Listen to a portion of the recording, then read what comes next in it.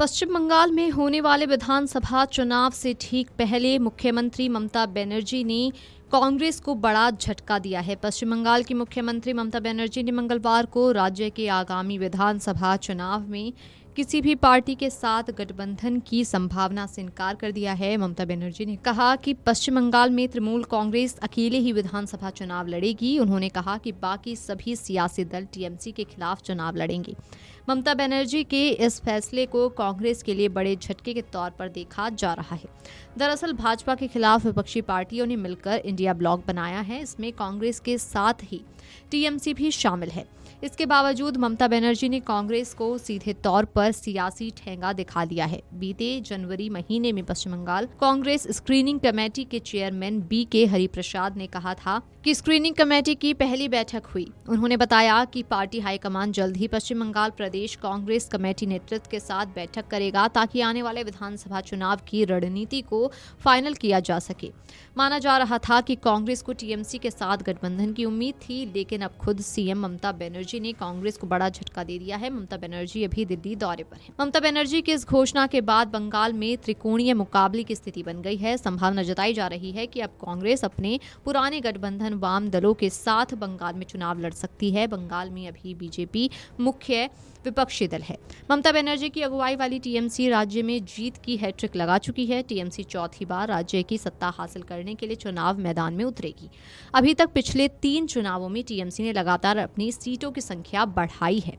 बता दें कि 2021 के पश्चिम बंगाल विधानसभा चुनाव में कांग्रेस ने वाम दलों और इंडियन सेक्युलर फ्रंट के साथ गठबंधन में चुनाव लड़ा था। पश्चिम बंगाल विधानसभा चुनाव में एक भी सीट नहीं जीत पाई थी। वर्तमान समय में पश्चिम बंगाल की राजनीति मुख्य रूप से तृणमूल कांग्रेस और भाजपा पर केंद्रित है। 2014 के लोकसभा चुनाव के बाद भाजपा ने राज्य में अपना संगठन विस्तार किया है। 2019 के लोकसभा चुनाव में भाजपा को बड़ी सफलता मिली। वहीं 2021 के विधानसभा चुनाव में भाजपा मुख्य विपक्षी दल के तौर पर उभरा। 2021 विधानसभा चुनावों में तृणमूल कांग्रेस ने जोरदार प्रदर्शन किया था। चुनाव नतीजों में भाजपा यहां 77 सीटों पर पहुंच गई थी, तो वहीं टीएमसी की सीटों की संख्या बढ़कर 2015 हो गई थी। इससे पहले 2016 के चुनावों में टीएमसी ने 211 सीटें जीती थी। पहले चुनाव में जब टीएमसी ने वाम दलों को सत्ता से हटाया था, तब ममता बनर्जी ने टीएमसी में 184 सीटें हासिल की थीं। 2021 के चुनाव में ममता बनर्जी की अगुवाई वाली टीएमसी का वोट शेयर 48% के पास चला गया था।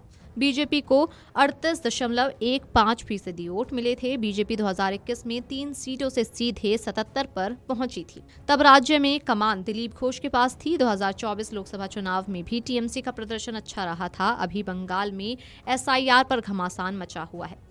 खबरों के मुताबिक पश्चिम बंगाल में कांग्रेस और वाम दलों का अब बहुत ज्यादा प्रभाव नजर नहीं आता है। हालांकि कुछ क्षेत्रों में उनका संगठनात्मक आधार अभी भी बना हुआ है। पिछले कुछ चुनावों में कांग्रेस और वाम दलों ने गठबंधन के जरिए अपनी राजनीतिक उपस्थिति बनाए रखने की कोशिश की है। हालांकि इसका कोई सियासी फायदा पार्टियों को नहीं मिला है।